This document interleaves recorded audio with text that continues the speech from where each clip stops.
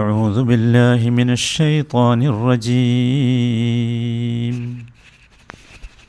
الشيطان يعدكم الفقر ويأمركم بالفحشاء والله يعدكم مغفرة منه وفضلا والله واسع عليم.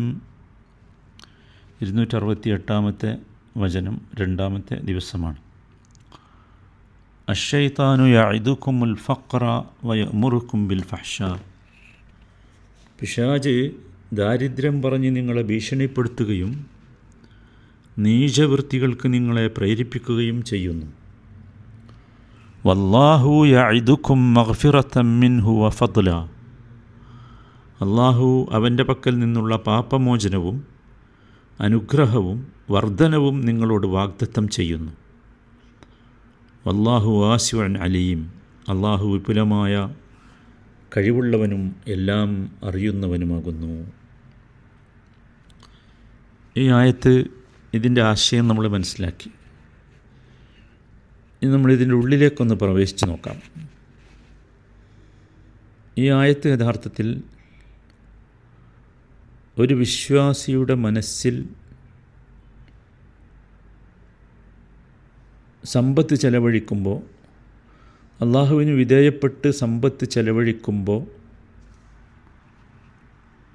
ഉണ്ടാകാവുന്ന ഒരു സമ്മർദ്ദമാണ്, മാനസിക സമ്മർദ്ദം. പിശാച് ദാരിദ്ര്യം പറഞ്ഞ് ഭീഷണിപ്പെടുത്തി പിശുക്ക് മനോഹരമാക്കി കാണിച്ചു തരും. അതാണ് ഒന്ന്. സംഘടന എന്ന് പറയുമ്പോൾ അപ്പുറത്തൊരാൾ വേണമല്ലോ. ഇപ്പുറത്തുള്ളത് അള്ളാഹുവാണ്. അള്ളാഹു ആകട്ടെ മഗ്ഫിറത്തും ഫദ്ലുമാണ്. പാപമോചനം അള്ളാഹുവിൻ്റെ വാഗ്ദാനമാണ് പണം ചെലവഴിച്ചാൽ. അതുപോലെ ഫദ്ലുമാണ്. ഫദ്ല് നമ്മൾ പറഞ്ഞു, അനുഗ്രഹവും വർധനവും ബർക്കത്തുമൊക്കെയാണ് ഫദ്ല് എന്ന് പറയുന്നത്. നമുക്കിവിടെ ഒന്നാമതായി നമ്മൾ ശ്രദ്ധിക്കേണ്ടത്, ശൈത്താൻ്റെ കളി പേടിപ്പിക്കലാണ്, ഭീഷണിപ്പെടുത്തലാണ്. ഖുർആൻ ഒരുപാട് സ്ഥലത്ത് പറഞ്ഞിട്ടുണ്ട്. പക്ഷേ ശൈത്താൻ യുഖവിഫു ശൈത്താൻ ഔലിയ എന്ന് പറഞ്ഞു. ശൈത്താൻ അവൻ്റെ ആൾക്കാരെയാണ് പേടിപ്പിക്കാൻ കഴിയുള്ളൂ. ഇവിടെയും ഒരു പേടിപ്പിക്കലാണ്, രേഖയൊന്നുമില്ല. പേടിപ്പിക്കുക എന്നുള്ളതല്ലാതെ ഒറിജിനലല്ല. ഓലപ്പാമ്പ് കണ്ട് പേടിക്കലുണ്ടല്ലോ, അങ്ങനത്തെ പേടിപ്പിക്കലാണ്. എന്താ പേടിപ്പിക്കണത്? നീ സദഖ ചെയ്താൽ നിൻ്റെ സ്വത്ത് കുറഞ്ഞു പോകും, നിനക്ക് വേണ്ടി നീ സൂക്ഷിച്ചു വെച്ചോ, നിനക്കറിയാലോ ഭാവിയിൽ ഒരുപാട് ആവശ്യങ്ങൾ വരാൻ പോകുന്നുണ്ട് എന്നൊക്കെ.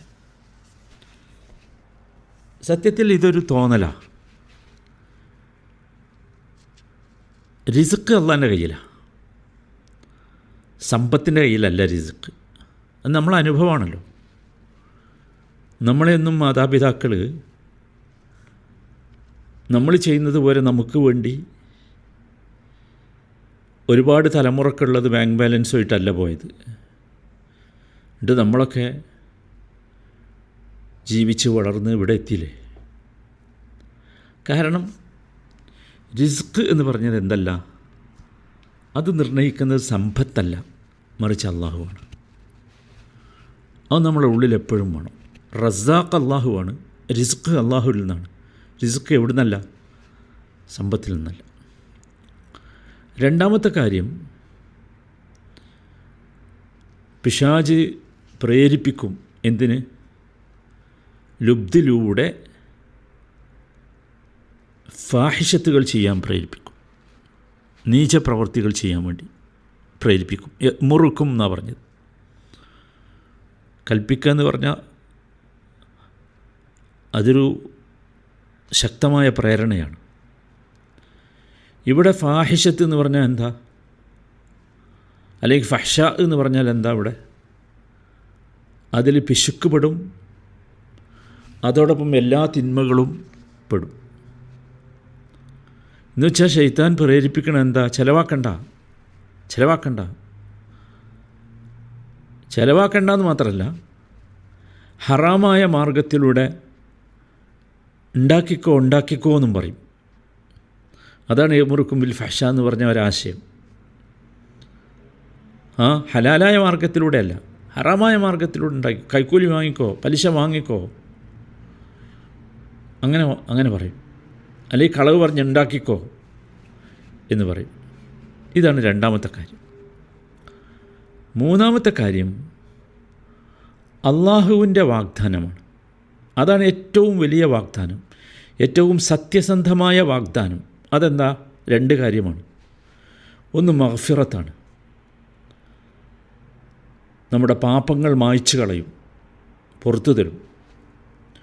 രണ്ട് ഫദ്ലാണ്, അഥവാ വർധനവ്, ദുനിയാവിൽ തന്നെ വർധനം, നമുക്ക് ആവശ്യമുള്ളതിനേക്കാൾ അധികം കിട്ടുക. ഇതൊക്കെയാണ് ഫദ്ൽ. ഇവിടെ നോക്കൂ, വ്യത്യാസം എന്താണ്? ശൈത്താൻ്റെ വാഗ്ദത്തം അല്ലെങ്കിൽ ഭീഷണി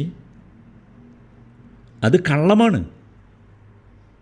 അത് ഭയത്തിന്മേലാണ് പടുത്തുയർത്തപ്പെട്ടത്.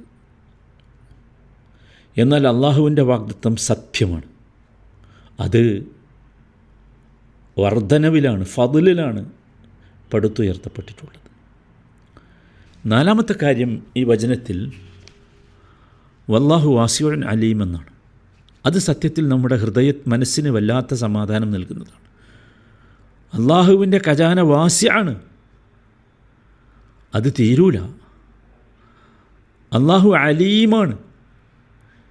നിൻ്റെ നിയ്യത്ത് അള്ളാഹ്ക്കറിയാം, നിൻ്റെ ഉദ്ദേശമറിയാം, നിനക്ക് എന്താണ് ആവശ്യമുള്ളത് എന്നറിയാം, നീ പേടിയില്ലാതെ ചെലവഴിക്കുന്നുണ്ട് എന്നറിയാം. അപ്പോൾ നീ ചെലവഴിച്ചാൽ അള്ളാഹു നിൻ്റെ സത്യസന്ധത മനസ്സിലാക്കും, എന്നിട്ട് അള്ളാഹു നിനക്ക് പകരം തരും എന്നർത്ഥം. ഈ 4 കാര്യങ്ങളാണ് ഈ വചനത്തിൻ്റെ ഉള്ളിലേക്ക് പ്രവേശിച്ചാൽ നമുക്ക് മനസ്സിലാകുന്നത്. ഇവിടെ ഈ വചനം നമ്മളെ പ്രവൃത്തിപഥത്തിൽ കൊണ്ടുവരണം. അതെന്താ? അതിലൊന്നാമത്തത് നോക്കൂ, സദക്ക ചെയ്യുന്ന സമയത്ത്, സദക്ക ചെയ്യാൻ വേണ്ടി ഒരുങ്ങുന്ന സമയത്ത് നിൻ്റെ ചിന്തയിൽ ഒന്നൂന്ന് വെക്കുക, കൊടുക്കണ്ട കേട്ടോ, ഈ പൈസ നിനക്ക് വേണ്ടി വരും എന്ന് വന്നാൽ നീ മനസ്സിലാക്കണം, അത് ശൈത്താനിൽ നിന്ന് വന്നതാണ്. ഒന്ന്. രണ്ടാമത്തേത്, കൊടുക്കാൻ നാം നമ്മുടെ മനസ്സിനെ പരിശീലിപ്പിക്കണം. അതിന് ചെയ്യേണ്ടത് ചെറിയ സംഖ്യ കൊണ്ട് തുടങ്ങിയാൽ മതി. അതുപോലെ ആരും അറിയാത്ത സദക്ക ചെയ്യാം, രഹസ്യമായ സദക്ക. അപ്പോൾ നമുക്ക് ശീലം വരും. മനസ്സിലായല്ലോ? മൂന്നാമതായി നമ്മൾ ചെയ്യേണ്ടത് ഈ ആയത്തിൽ നിന്ന് നമ്മുടെ സദക്കകളെയൊക്കെ നമ്മൾ ഈമാനുമായി ബന്ധിപ്പിക്കണം. അപ്പോൾ നമുക്ക് നമ്മളെ കൊടുതിയിൽ ഇഖ്ലാസ് ഉണ്ടാവും. അഥവാ എങ്ങനെയാണത് ബന്ധിപ്പിക്കുക? കൊടുക്കുമ്പോൾ നമ്മുടെ ഉള്ളിലുണ്ടാകണം, നാം നമ്മോട് പറയണം, ഞാൻ അള്ളാഹുവുമായാണ് എൻ്റെ വിനിമയം, മനുഷ്യരുമായല്ല. ഞാൻ കൊടുത്തത് ആർക്കല്ല? ആ പാവപ്പെട്ട മനുഷ്യനല്ല, ഞാൻ അള്ളാഹുവിനാണ് കൊടുത്തത്.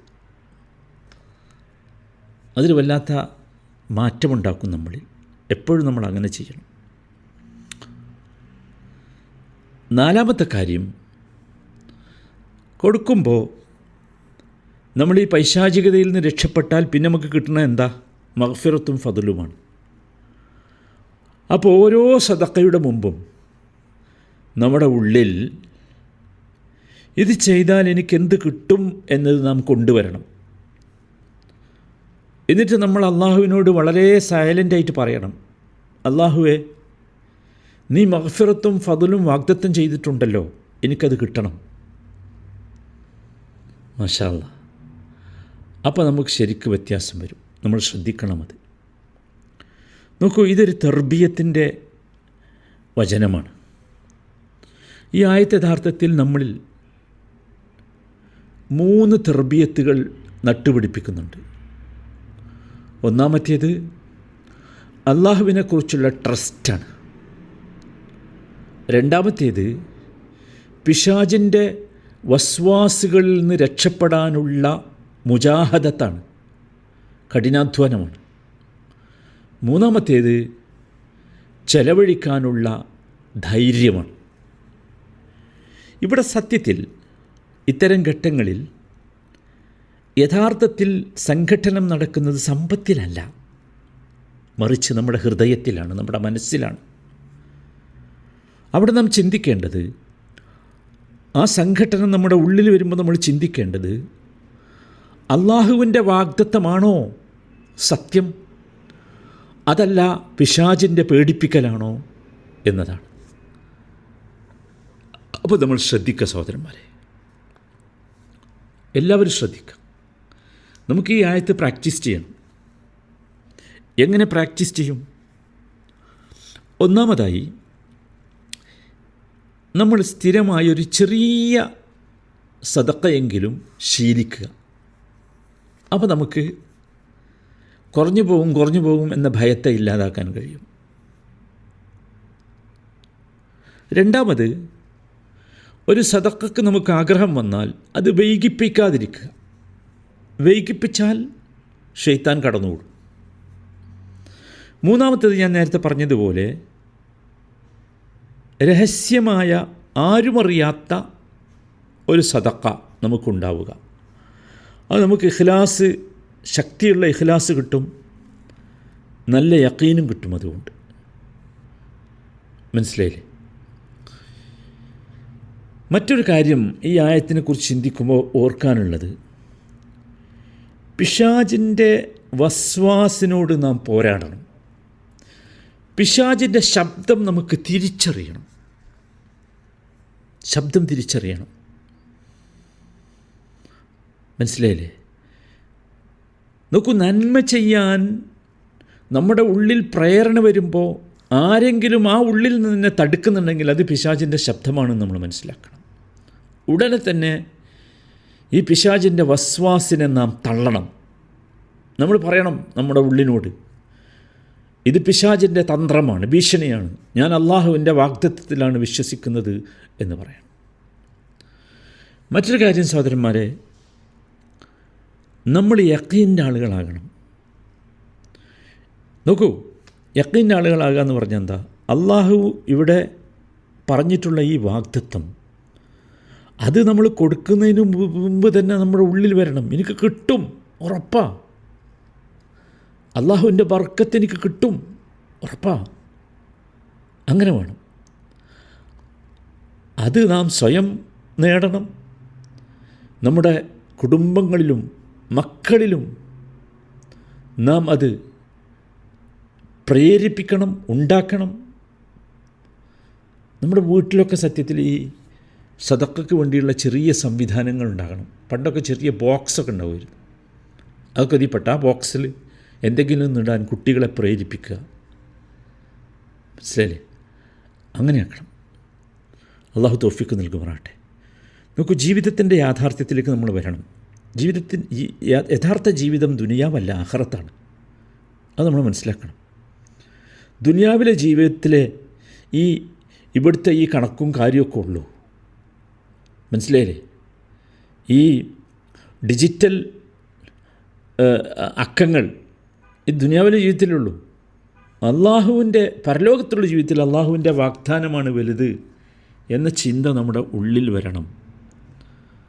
അങ്ങനെ പറ്റുമെങ്കിൽ നമ്മുടെ വരുമാനത്തിൻ്റെ ഒരു ചെറിയ പെർസെൻറ്റേജ്, ചെറുത് മതി, അത് നാം സദഖയ്ക്ക് വേണ്ടി മാറ്റിവെക്കുന്ന ഒരു സ്വഭാവത്തിലേക്ക് എത്തണം. അള്ളാഹു തൗഫീഖ് നൽകുമാറാകട്ടെ.